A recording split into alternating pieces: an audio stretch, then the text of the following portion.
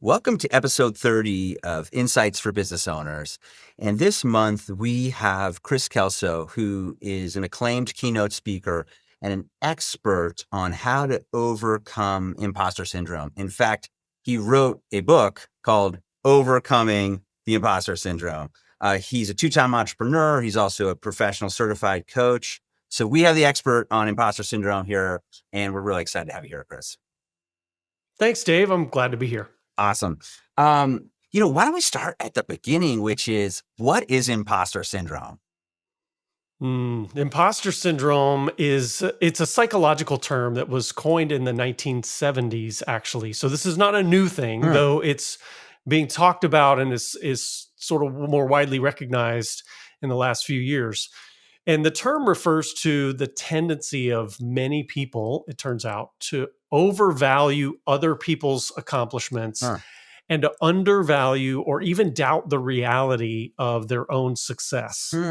And so what happens is, I, as an entrepreneur, I may look at another business owner and say, well, boy, they're successful because they're smart and they're savvy and they have a plan and they execute it well and they really seem to know what they're doing. Whereas my success has involved a lot of luck and timing, and I've had a lot of help along the way. And I sure have made some mistakes and managed to figure my way out of it somehow. And so the underlying fear is that everybody else knows what they're doing, but I'm just making it up as I go and I'm figuring it out along the way. And at some point, somebody's going to figure that out, that I'm just making it up as I go, and then I'm going to be exposed as a fraud. Yeah. And of course, the truth is that we're all just making it up as we go in some way. We're all learning in process, and we're all experimenting and trying things. But we often see other people's success, and we see all the struggles and challenges in ourselves, and that's not a fair comparison. Yeah, that's a great definition. I feel like such a challenge in our daily life now, especially tell me if I'm wrong, like with social media and everyone putting their best self forward and their perfect life forward on LinkedIn too, putting all their W's up there. Has that made this even worse for people, do you think? For sure. I mean, people ask me all the time, why is this so prevalent now? I mean, studies have shown up to 70 to 80% of the population experiences imposter syndrome at some point in their career. Wow. And it's more prevalent among high achievers. Interesting. And so people ask me, why is this so prevalent? And why does it seem like we're hearing about it more and more often? And I do think that social media, and maybe even if we broaden beyond just that, our very connected world, where everybody can create content, everybody can kind of see each other, or I should say a version of each other all the time, right? We're constantly seeing the highlight reels of other people's lives and careers. Right.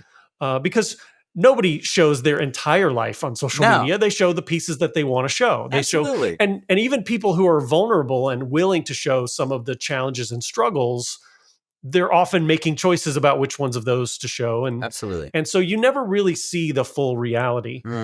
And so, social media and just our connected world and the access we have to so much of other people's lives in real time makes it easier for us to get a false comparison of how we sort of measure up or compare to other people. Wow. So, I mean, you wrote the book. How do we overcome this? How do you just begin? I mean, you're not going to do it immediately, but how do you begin? Yeah. So honestly, awareness is the first step. And that's sort of a cliche, that I'm reminded of the old G.I. Joe cartoons from when I was a kid, and they would say, knowing is half the battle. Yeah. I love that cartoon, right? And it's true though, that knowing and understanding it does really help you to get out of some of those traps. But knowing alone is not enough. You have to actively make some mindset shifts. And that's a lot of what my book is about, is mindset shifts and simple habits and tactics that help you reframe some things and look at yourself differently. And so for example, just one simple mindset shift is that failure is not the opposite of success. Failure is part of the process of success. That when I try something and it doesn't go the way I want, that's a learning experience that ultimately helps me to be successful. Right. But if you think of failure as a black mark on your record or something that is going to permanently scar you in the eyes of the people around you, you're going to be really, really careful. You're going to be risk averse Mhm. and you're going to play it safe, which means you're also going to miss out on opportunities. And that's one of the things that the imposter, the inner critic in your head, I call it the imposter, will try to tell you that you can't take any risks, Mm. that you can't put yourself out there, that you can't be vulnerable. But shifting your mindset about experimentation, about trial and error, and that being part of the learning process is a big step in overcoming this imposter. Is some of this a psychological, problem in that, like, failure feels like 10 times worse than success feels? Like, I don't know, Yes. and I feel like this sometimes.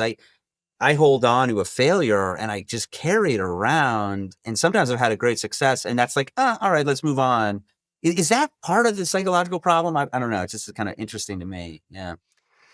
Yeah, it is. It's so funny because when I drill into some of the things that people are afraid of, Mm. and myself included, Yeah. right? When you're worried about being exposed or you're worried about trying something that you're not 100% confident is going to be successful, Mhm. most of the time the biggest thing at risk is your ego. Ego. Yeah, yeah, there you go. Most of the Yeah, time yeah, yeah. it's a reputational or an image risk that Yeah. we're not willing to take. Mm.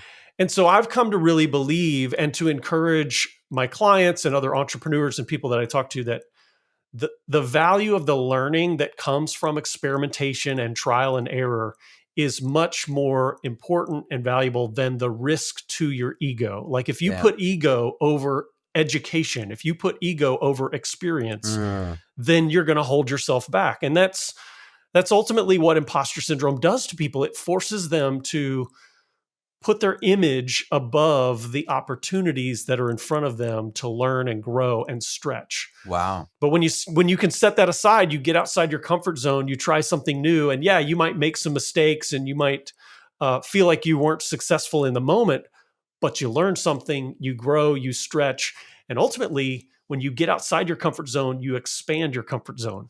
That's so true. And so Yeah, then it becomes bigger and there's more and more things that you're capable of because you had to take a chance and try something. absolutely. Now you're a, two-time entrepreneur, successful business person. How did you get interested in this? Did you suffer from this as well? Absolutely, 100%. I started my first business about 18, 19 years ago, and I had no business education whatsoever. I never even went to college. I don't have a college degree. And so when I wanted to start a business, I went and bought a stack of books Right. covering all the stuff that I thought I needed to know. And I just read a bunch of books on finance and marketing and sales and all these Yeah. things and started getting to work. But I always worried that there was something that everyone else knew that I didn't know, Yeah. or some model or principle that, was taught on the very first day of business school Mhm. that as soon as that came up, I was going to be exposed as the fraud in the room who Yeah. didn't know what he was doing. Mm. And so I spent a lot of time working through and wrestling with this self doubt and this fear that, man, somebody's going to figure out that I'm just making it up as I go. Mhm.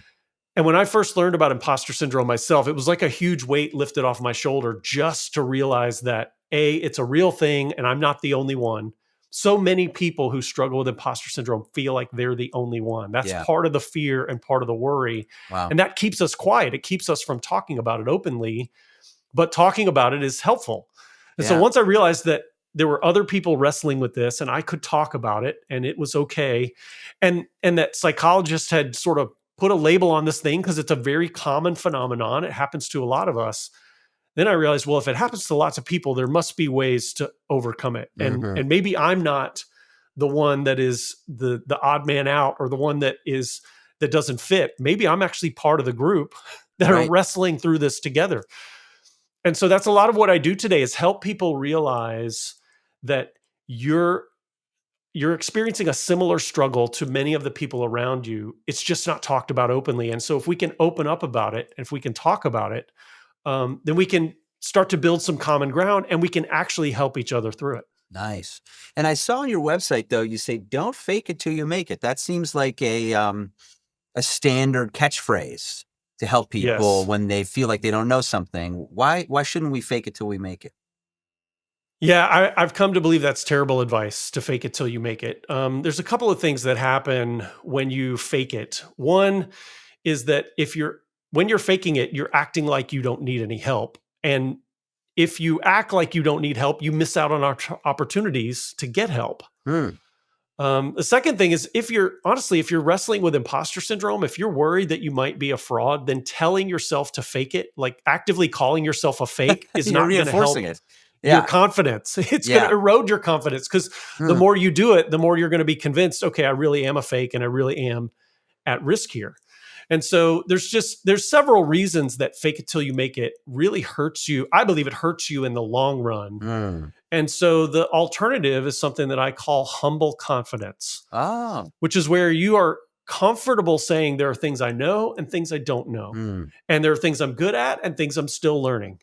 And I'm okay with the learning process. And I'm okay admitting that I'm still growing in some areas because if I admit that, then I have more opportunity to learn and grow. I'm open to feedback. I'm looking for mentors. I'm, you know, observing openly and discussing how I can improve. And that's a faster way to improvement than fake it till you make it and try to muddle through it on my own and hope that no one ever figures it out. I love that. Humble confidence. That's great. That's great. And it doesn't mean you can't learn new things and sort of provide new services to people, but you find a way to learn it with mentors, with help, and probably are pretty open about it Absolutely. too, right? With people and say, hey, I haven't done this a lot, but I think I can do it, Yeah. and I'm gonna get some help with it. Um, does that help the client relax too when you're like really transparent with them? I mean, it feels like it's just this openness. Yes. Yeah, yeah, Yes. yeah. This is when you're talking about a business context, I think fake it till you make it can get you in real trouble. Right. Because if you overpromise and then almost inevitably underdeliver Hmm. because you acted like you were the expert when you weren't, Right. you're setting yourself up for failure, or at the very least, you're setting yourself up for a lot of one-time clients that don't want any repeat business. Hmm.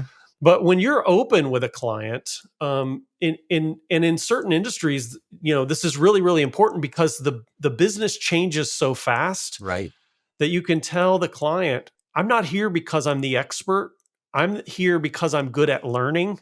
I like that. Oh, And the wow. learning is what's needed. You need someone not who knows what worked yesterday, but who can figure out what's working today. Mm, And I'm going to figure out what's working today. that's great. In a world that changes really, really quickly, someone who's just going to do the same thing they've always done is almost already irrelevant. So Yeah, it actually helps you to lean into the experimentation approach and the learning approach to say, hey, I'm here to figure this out. And this is what I do. And that's this is a big wow. part of humble confidence as well is I learned to draw my confidence not from having all the answers, but from my ability to go find the Go find them. answers. Well, in law, I'm good at yeah, figuring that's what we out do. Yeah, I that's can what we do. rely. That's great. Um, we just do small M&A deals, mostly buy side. I know there's a story in your book about somebody who bought a small business, but still felt like an imposter. Maybe you can talk about that story a little bit. Yes. Yeah. Yeah, there's some interesting contrast in there because I worked with a couple of entrepreneurs that were literally less than a mile from each other, like two businesses Wow. almost on the same street. Wow. And in one case, it was an entrepreneur who started her business from scratch, built it from the ground up to multiple millions of dollars, had a team, very profitable, was really successful, was starting to implement a lot of a leadership level with lots of management so that she could be more and more hands off. And yet she struggled with feeling like, I'm not a real CEO because nobody gave me that job. I I see. just created that job For myself, me, right? yeah. Nobody hired me and named me CEO. Right. But just down the road, I worked with another business owner who didn't feel he could call himself a real entrepreneur because he didn't start his business from scratch. Hmm. He bought it from the previous owner. Yeah. Now, he took a struggling, stagnant business and revamped the business model, turned it around, got it growing profitably, eventually sold it for millions of dollars. Wow. yet he struggled to call himself an entrepreneur because he didn't start the business from scratch. So you've got one that started from scratch and feels inferior. Right, And then right. you've got one that bought it and didn't start it from scratch Wow. and feels inferior. Amazing. And Yeah. this is one of the biggest things that I've noticed in all my study and in the hundreds, maybe thousands of interviews with entrepreneurs and business owners I've done, is that the voice in your head will construct a very carefully crafted, specific message of self-doubt that is tailored for you. Wow. And it might be the exact opposite of what somebody else is That's wrestling with. amazing. That And, just and reveals so how, we have to get out of that cycle. yeah, how silly it is, because literally the exact opposite situation, people were feeling the same way. That is really, really interesting. And in truth, both were very successful in their own ways. Yeah. It's so individual. I mean, let me flip this around, and if you thought about this, obviously this is a huge problem, imposter syndrome, but we also see the opposite problem of people need to overcome like egomaniac syndrome, like where Yes. they are way too confident Yes. about doing something. Have you seen that too? And that's probably the next book. But what's it's have sort of the other side of the coin. Yeah. Is that a problem too? I mean, I feel like I see that as well. Absolutely. Particularly, I think that people who have success in one area can think that they are automatically knowledgeable and successful in a lot of other areas. Mm-hmm. And I personally have wrestled with this a little bit and have learned to be more careful about when somebody asks me a question that is outside of my domain, that is outside of my expertise. They may come to me because I'm a successful business owner. I've been an entrepreneur. Especially now that I'm a keynote speaker, I'm on stages and people just see me as an expert, and they will ask my opinion on things that I don't have an educated opinion. I might have an opinion, but it's not an expert opinion or a well-informed opinion. I love and that I have distinction. to be really careful. I love that distinction. Yeah, you have an opinion. It may not be educated. And that's. I do. Yes. Yes. I've got lots of opinions. Yeah, Dave. I can come up with opinions about just about anything. Right. But I've learned to be really careful and not let that ego of the fact that they want my opinion so much, the fact that they respect me enough to ask, the fact that they will believe what I tell them, not let that feed my ego and get me into a spot where I'm outside of my domain and I'm pretending. I'm back to fake it till you make it, right? I'm pretending to be an expert in something that I'm not. And so I've gotten a lot better about saying, I don't know. Yeah.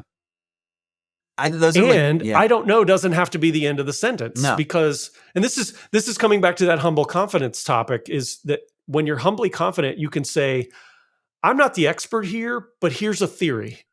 Or I don't know, but I have some ideas. Or perhaps I don't know, but I know someone who has that expertise. Let's bring them into the conversation. Yeah. Oh, that's great. I feel like those three words, I don't know, are such freeing words.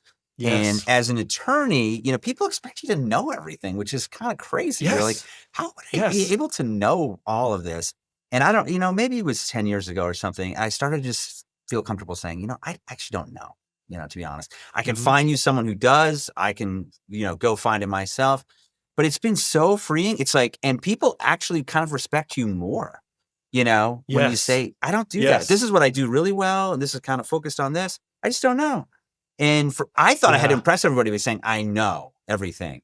But I don't. I mean, that's the trap. Who could, And I think then when you're not hiding or pretending, it's like, you're relaxed, I'm sure there's a lot of anxiety tied up in this too.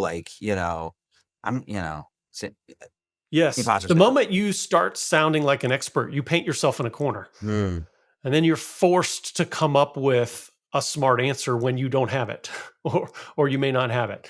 And so you're right. You said it really well, Dave. Saying I don't know frees you from that burden of having to fake it till you make it. It frees you from the burden of having to have the exact right answer. And it allows you then to explore freely. It allows you to actually ideate and not worry about being perfect or being right because you haven't proclaimed to be that expert. It's really powerful. And not only that, but when you say, I don't know, when you acknowledge what you don't know, you give credibility to the things you do know. Yeah. Because you've heard the people that have an answer for everything, and it causes you to question every answer they have. Yes. Right. Yes. But when someone will admittedly say, you know what, this is outside of my expertise, I don't know it. Well, that suddenly bolsters the credibility of everything they did claim to know, because you feel like they're honest and they're believable, they're trustworthy. Yeah. Oh, Kris, I just love what I've learned today. Thank you so much. How do people find you for keynote speaking, opportunities and coaching? What's the best way to track you down? Yeah, I am easy to find online. If you can remember that my name starts with a K, it's KrisKelso. I'm at KrisKelso.com. I'm Kris Kelso on LinkedIn, Facebook, a lot of the social platforms. So you can find me there. My book is Overcoming the Impostor, and it's at overcomingtheimpostor.com, as well as anywhere books are sold. And I recently released a TEDx talk on humble confidence. So you Oh, can look for nice. that, Kris Kelso TEDx, and it's all about a lot of the stuff that we've talked about today. Fabulous. I'm so glad you're out there sharing this. It's such a benefit. I know it's going to be such a benefit for our clients who want to do these acquisitions, but have a lot of insecurities about it. So thank you so much for sharing today. You're welcome, Dave. Glad to be here.